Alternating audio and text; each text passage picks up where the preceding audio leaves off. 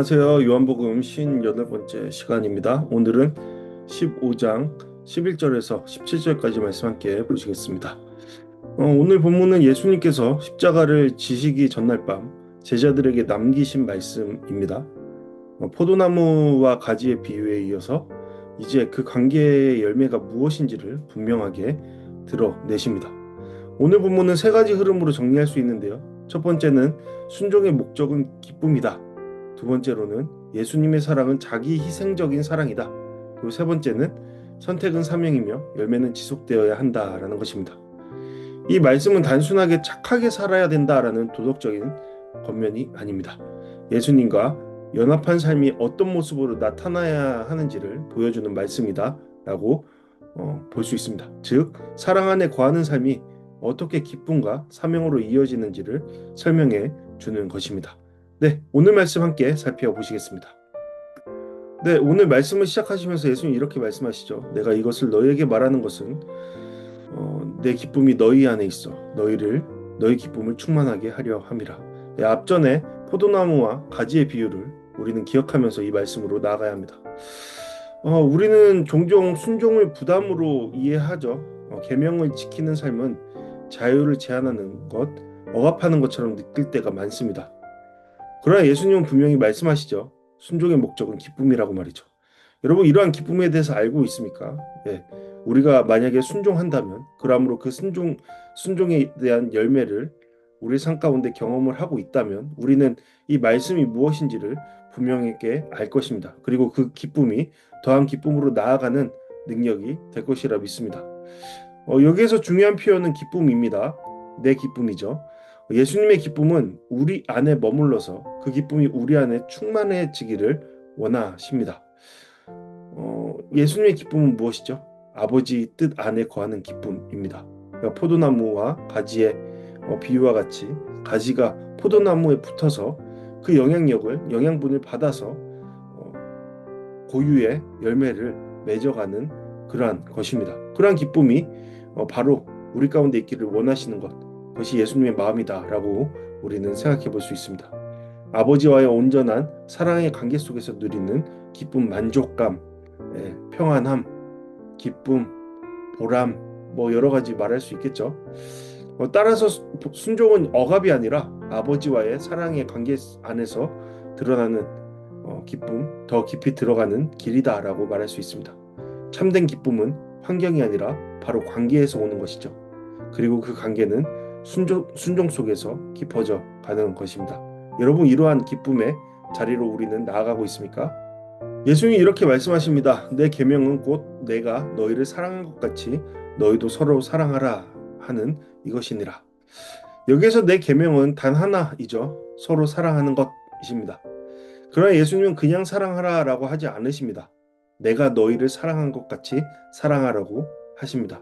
여러분, 이 사랑의 기준은 분명합니다. 우리의 감정이 아닙니다. 우리가 좋고 나쁘고에 따라 선호도에 따라 결정되는 것이 아닙니다. 그 사랑의 기준은 무엇입니까? 예수 그리스도의 삶, 그러한 사랑입니다. 그 사랑은 어떤 사랑입니까? 사람이 친구를 위하여 자기 목숨을 버리면 이보다 더 큰 사랑은 없나니 곧 예수 그리스도의 사랑은 자기 희생적인 사랑입니다. 십자가를 향하는 그러한 사랑입니다. 자신을 내어주는 사랑입니다. 조건을 따지지 않는 그러한 사랑입니다. 우리는 그러한 사랑을 하고 있습니까? 할 수 있습니까? 예수님은 13절 말씀을 통해서 그러한 사랑이 어떤 것인지를 말씀하시죠.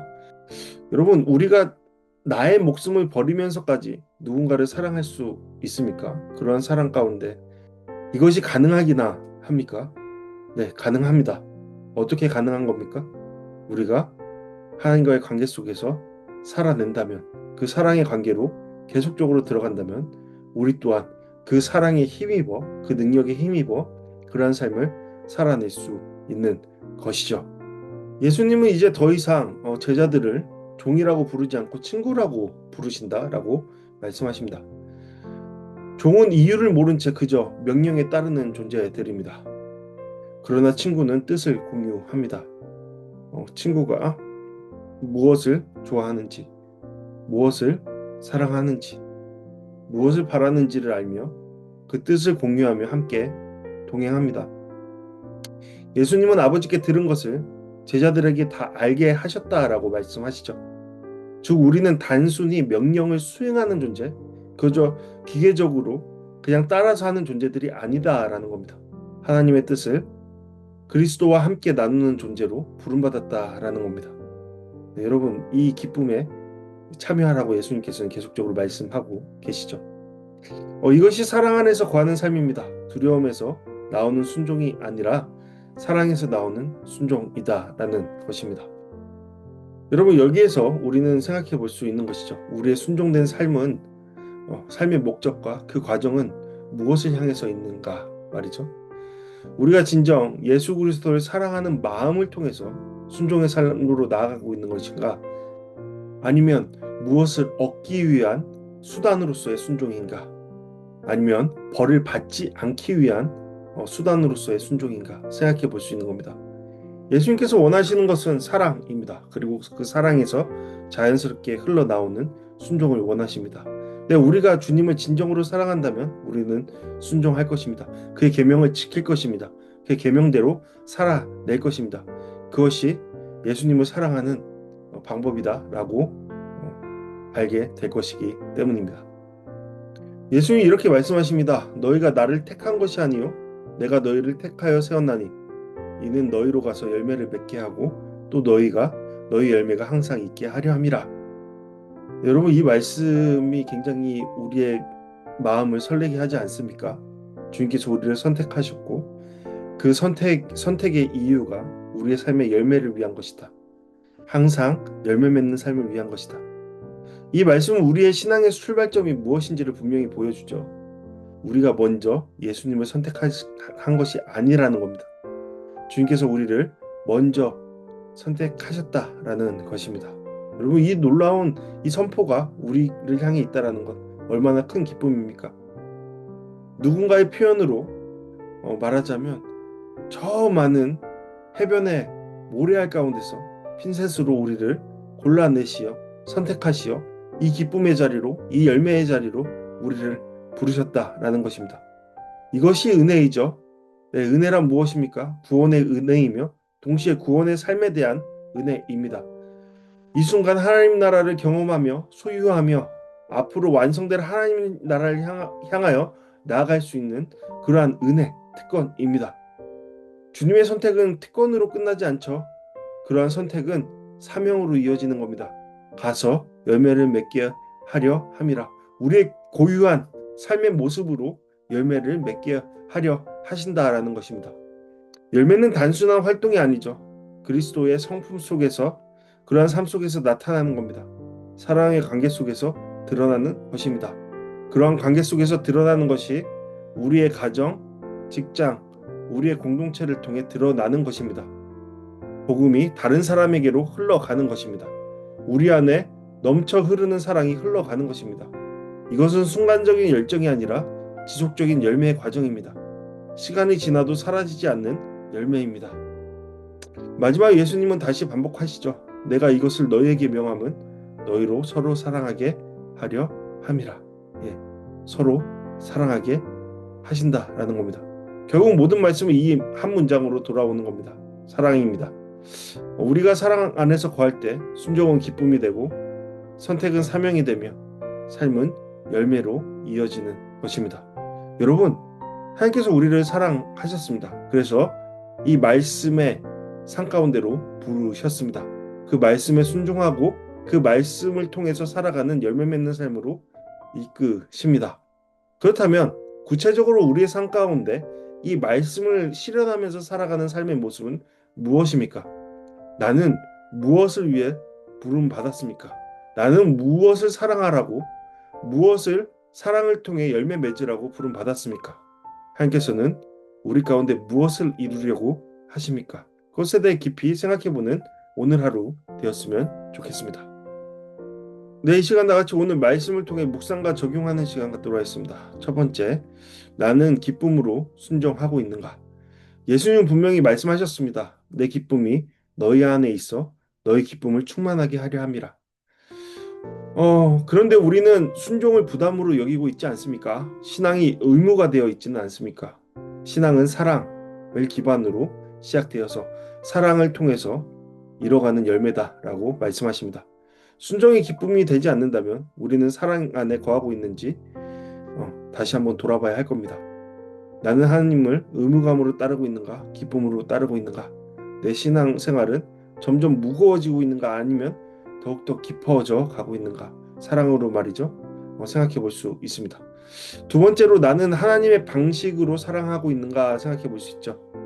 내가 너희를 사랑한 것 같이 예수님의 사랑은 조건 없는 사랑이었고 먼저 다가오시는 사랑이었고 자기 희생의 사랑이었습니다. 그럴 만한 이유가 없었습니다. 그럴 만한 이유, 그 유일한 이유는 사랑으로 말할 수밖에 없는 것입니다. 우리는 사랑한다고 말하지만 상처받지 않는 선에서만 사랑하려고 하지는 않습니까? 손해보지 않는 선에서만 사랑하려 하지는 않습니까? 나는 감정으로 사랑하고 있습니까? 아니면 결단으로 사랑하고 있습니까? 공동체 안에서 내가 먼저 내려놓아야 할 것은 무엇입니까? 나의 개인적인 삶의 반경 속에서 내가 사랑하기 위해서 내려놓아야 할 것은 무엇입니까? 세 번째로 나는 선택받은 자로의 열매를 맺고 있는 걸 생각해 볼 수 있죠. 너희가 나를 택한 것이 아니요 내가 너희를 택하여 세웠나니. 우리의 신앙은 우연이 아닙니다. 은혜이죠. 선택입니다. 그러나 선택은 특권으로 끝나지 않습니다. 사명으로 이어지는 겁니다. 열매는 단지 성취가 아니라 사랑의 열매, 인내의 열매, 전도의 열매, 변화의 열매입니다. 내 삶에는 어떤 열매가 맺히고 있습니까? 내 열매는 항상 있는 열매입니까? 아니면 일시적인 열매입니까? 여러분, 오늘 질문에 대해서 많이 묵상해 봤으면 좋겠습니다. 그리고 어제 창세기 말씀과 같이 함께 묵상해 봤으면 좋겠습니다. 하나님께서는 더 큰 사랑으로 부르시기 위해 우리에게 순종을 말씀하십니다. 때로는 그 순종이 버겁게 느껴집니다. 나의 수준에 맞지 않는 것처럼 여겨질 때도 있습니다. 하지만 그러한 순종의 길로 이해할 수 없어도 한 걸음씩 나아갈 때 주님은 주님의 뜻을 이루십니다. 그리고 결국 우리는 알게 됩니다. 이러한 순종의 길이 우리에게 기쁨이구나. 이러한 순종이 하나님께서 나에게 원하시는 나의 진짜의 삶의 모습이구나. 그러한 보람과 기쁨이 넘치는 그러함으로 하나님과의 하나됨을 통해 진정한 평안으로 나아가는 우리의 삶의 모습이 이어지기를 간절히 소망합니다. 네, 우리 이 시간 오늘 말씀을 기반으로 하여 함께 기도하는 시간 갖도록 하겠습니다. 사랑 안에 거하는 삶을 살게 하소서. 기쁨으로 순종하게 하소서. 항상 있는 열매를 맺게 하소서. 네, 사랑하는 하루하루 되기를 바랍니다. 네, 함께 기도하시겠습니다.